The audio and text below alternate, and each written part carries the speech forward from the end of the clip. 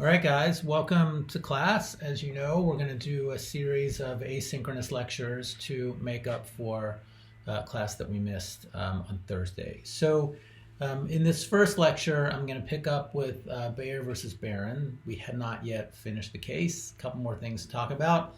And then in the next couple of lectures, we'll get into the next cases under the corporate opportunity doctrine, Bras, and the eBay case. I've got some background noise. I don't think you're going to hear it or it's going to disturb you.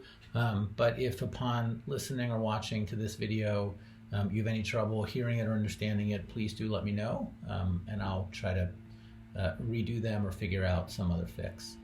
All right, so when we left off with Bayer versus Barron, we were talking about whether or not the decision gets the benefit of the business judgment rule.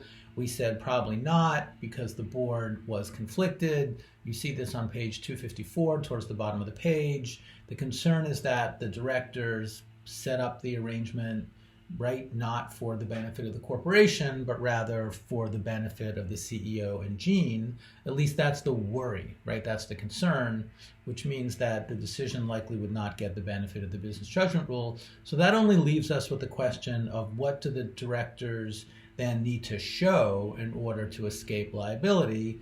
And you see this on page 255, I believe it is, around the top of the page.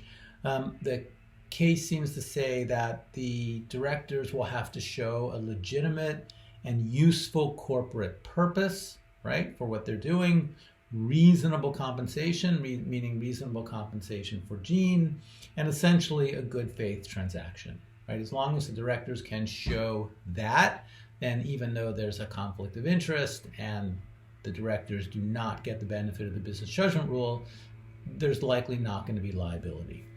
This particular transaction at the end of the day, the court says, is actually fine, right? So we worry about it, but as it turns out, no liability. Why is this true? A few reasons that you can see from the court's decision.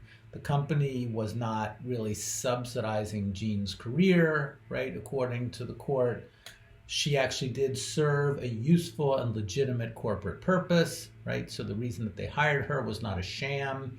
She was actually doing something that was appropriate and legitimate for a corporate purpose.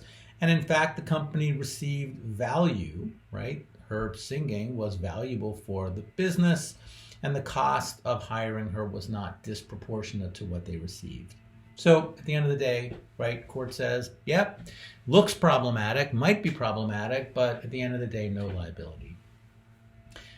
You should pay a little bit of attention to the note after the Bayer case. So that note explains that the law with respect to corporate fiduciaries has really evolved over time. And this is something that, I wish we had a lot more time to talk about. We don't, but at least you should pay some attention to what the authors are saying in this note.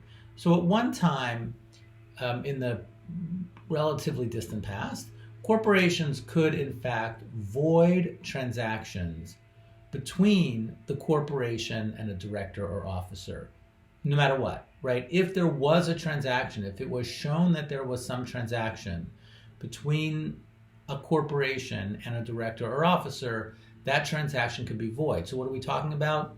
A director or officer buys an asset directly from the corporation. The corporation has something to sell, and one of the directors steps in and says, I'm going to buy that asset. Doesn't matter what that asset is, right? It could literally be an entire subsidiary of the corporation, or it could be a painting that's hanging on the walls of the corporation, right? A decorative painting that's hanging on the walls. It's something that belongs to the corporation. And at one point, the court said, if there is a transaction between the corporation and a director or officer, right, and a plaintiff wants to challenge it, right, that transaction would automatically be void. Corporations could void transactions between the corporation itself and a director or officer. The rule then changed, right? So that was a very strict rule, right? If the plaintiff could bring an action and say, we think that transaction, right, should be void, they would essentially win hands down without showing much else other than the transaction itself. That rule then liberalized over time, and the court started to take a more permissive approach and basically said that transactions between an officer or director and the corporation, they were basically okay, right, as long as they were approved by the board. So, meaning the entire board of directors. As long as the entire board looked at a transaction between a single director and the corporation, or as long as the entire board looked at a transaction between an officer and the corporation, and the board as a whole took a look at it and said that we think that that transaction is appropriate, right? It's perfectly fine for a director to buy this painting that was hanging on the walls of the business, right? Then that transaction could no longer be challenged by a plaintiff, right? The transaction was said to be okay.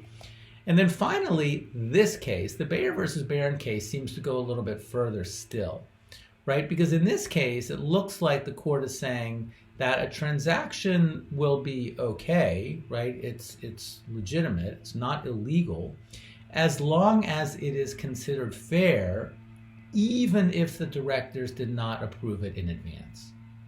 Right, so you don't necessarily have to have an ex ante approval by the board.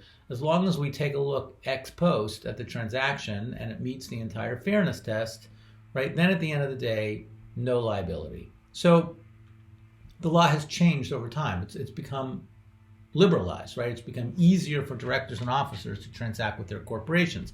The first rule originally was no transactions at all, right? They're void as a matter of law. Second rule was, well, they're fine as long as they're approved by the full board, typically in advance, right? This case seems to say, you know what, these transactions will be considered fine, perfectly legitimate, as long as they are fair, even if the directors did not approve them in advance. So the court takes a look retrospectively, right, ex post, and says this transaction looked fair, looked appropriate, and so no liability. And I guess the one last thing about this is that we should recognize that there's kind of a balance here depending on which way we decide to go, right? Which rule we think is appropriate. What do I mean by that? Well, under the old rule, right? Under the old rule that says you can just declare these transactions void as a matter of law, there's obviously much less of a risk for fraud, right? Because you won't have transactions between the corporation and directors or between the corporation and officers. Right? So there's much less of a risk of fraud, but the company might miss out on certain opportunities, right? Because there are transactions between directors and officers and the corporation which might be perfectly legitimate and in the best interest of the corporation and its shareholders. So sure, under the old rule, there's less of a risk of abuse, but the company might miss out on certain opportunities that would at the end of the day be helpful, be good.